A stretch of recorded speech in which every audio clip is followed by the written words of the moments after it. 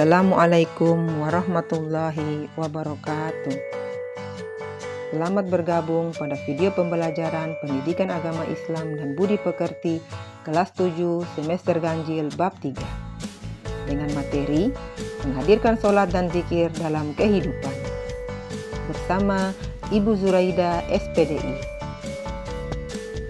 Sebelum membahas materi, silakan kalian memahami capaian pembelajaran dan tujuan pembelajaran berikut ini. Selanjutnya, materi yang akan kita bahas pada video pembelajaran kali ini yaitu yang pertama, makna sholat dan zikir. Yang kedua, sholat untuk meraih ketakwaan dan menghindari perilaku tercela. Yang ketiga, hikmah melaksanakan sholat dan zikir. Dan yang keempat, mengamalkan sholat 5 waktu dan zikir secara konsisten sehingga dapat mencegah perbuatan keji dan mungkar. Sebagai pemantik motivasi dan semangat belajar, kita berpantun dulu yuk.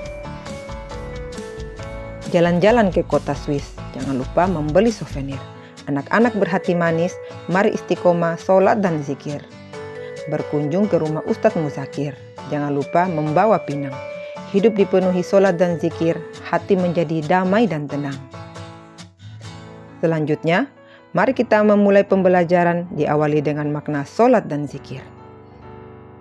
Anak-anakku sekalian, tahukah kalian apa makna sholat? Menurut bahasa, sholat berarti doa. Sedangkan menurut istilah, sholat adalah semua perkataan dan perbuatan yang diawali dengan takbiratul ihram dan diakhiri dengan salam. Makna zikir. Menurut bahasa, zikir artinya mengingat. Sedangkan menurut istilah, zikir adalah mengingat Allah Subhanahu wa Ta'ala sebagai upaya untuk mendekatkan diri kepadanya. Dasar hukum dan rukun sholat. Perintah untuk melaksanakan sholat terdapat dalam firman Allah Subhanahu wa Ta'ala, yaitu pada surat Al-Ankabut ayat 45 seperti di bawah ini. Rukun sholat. Rukun sholat adalah setiap perkataan dan perbuatan yang membentuk hakikat sholat, dan apabila ada salah satu rukun sholat yang ditinggalkan, maka sholat tidak sah, yaitu yang pertama, niat, yang kedua, takbiratul ihram, yang ketiga, berdiri bagi yang mampu, yang keempat, membaca surat Al-Fatihah, yang kelima, ruku, yang keenam, iktidal, yang ketujuh, 2 kali sujud, kedelapan, duduk di antara 2 sujud, yang ke-9 tasyahud, yang ke-10 duduk iftirashi, yang ke-11 membaca salawat, ke-12 salam, dan yang terakhir tertib atau berurutan. Dasar hukum dan tata cara berzikir. Perintah untuk berzikir terdapat dalam firman Allah Subhanahu wa Ta'ala, yaitu pada surat Al-Ahzab ayat 41 seperti di bawah ini. Tata cara berzikir. Berzikir dengan hati. Artinya bertafakur dan merenung segala ciptaan Allah Subhanahu wa Ta'ala sehingga meyakini bahwa Allah adalah zat yang maha kuasa.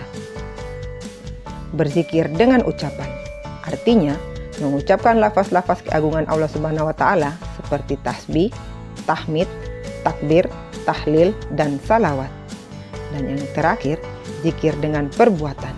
Artinya mentaati perintahnya dan menjauhi larangannya. Sehingga setiap saat, setiap waktu, dan setiap aktivitas kita, marilah kita isi dengan berzikir. Berikut adalah macam-macam zikir yang bisa kita amalkan dalam kehidupan kita sehari-hari. Selanjutnya, sholat untuk meraih ketakwaan dan menghindari perilaku tercela. Kita diperintahkan untuk mentaati perintahnya dan menjauhi segala larangannya, baik dalam urusan pribadi, keluarga, masyarakat, maupun negara. Keimanan dan ketakwaan kepada Allah Subhanahu wa Ta'ala yang tumbuh pada diri seseorang merupakan manifestasi keberhasilan dari salah satu pelaksanaan ibadah sholat dalam kehidupan sehari-hari. Hal ini disebutkan dalam surat Al-Imran ayat 102 seperti di bawah ini. Nah, ayat tersebut menjelaskan bahwa kita hendaknya selalu bertakwa kepadanya dengan mentaati perintah dan menjauhi larangannya. Kita diperintahkan pula untuk selalu istiqomah dalam beragama Islam agar kita tidak mati dalam keadaan kafir. Dan yang terakhir, seseorang yang selalu melaksanakan sholat akan tumbuh rasa takut berbuat dosa, baik dosa kepada Allah, dosa kepada orang lain, maupun dosa kepada dirinya sendiri. Selanjutnya, hikmah melaksanakan sholat dan zikir.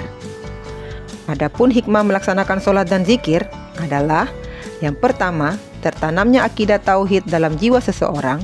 Yang kedua, hubungan antara manusia dengannya akan terjalin dengan baik.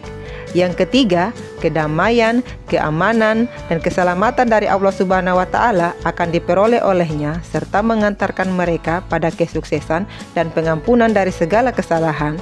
Yang keempat, memperkuat jiwa seseorang dalam hubungan dengan Allah Subhanahu wa Ta'ala. Yang kelima, memperoleh ketenangan jiwa dan menjauhkan diri dari kelalaian. Yang keenam, melatih hidup disiplin dan taat aturan, baik peraturan kerja maupun peraturan dalam kehidupan ini. Yang ketujuh, membiasakan seseorang pada perbuatan atau perkataan yang baik dan bermanfaat. Dan yang kedelapan, menumbuhkan akhlak mulia seperti amanah, jujur, dan upaya menjauhkan diri dari perbuatan keji dan mungkar. Mengamalkan sholat 5 waktu dan zikir secara istiqomah. Istiqomah adalah teguh dalam beriman sehingga tidak tergelincir serta ibadah dan itikat-itikatnya tidak dilanggar. Upaya yang dapat dilakukan untuk istiqomah sholat dan zikir yaitu yang pertama, menyadari bahwa sholat dan zikir untuk mendekatkan diri kepada Allah Subhanahu wa Ta'ala. Yang kedua, memahami manfaat dari sholat yang menjadikan seseorang tentram, tenang, dan selalu ingat kepada Allah Subhanahu wa Ta'ala, bersyukur, sabar, dan terhindar dari perbuatan keji dan mungkar. Yang ketiga, selalu ingat bahwa kita akan kembali ke akhirat hanya dengan berteman ibadah dan amal baik. Yang keempat, segera bergegas sholat ketika mendengar azan.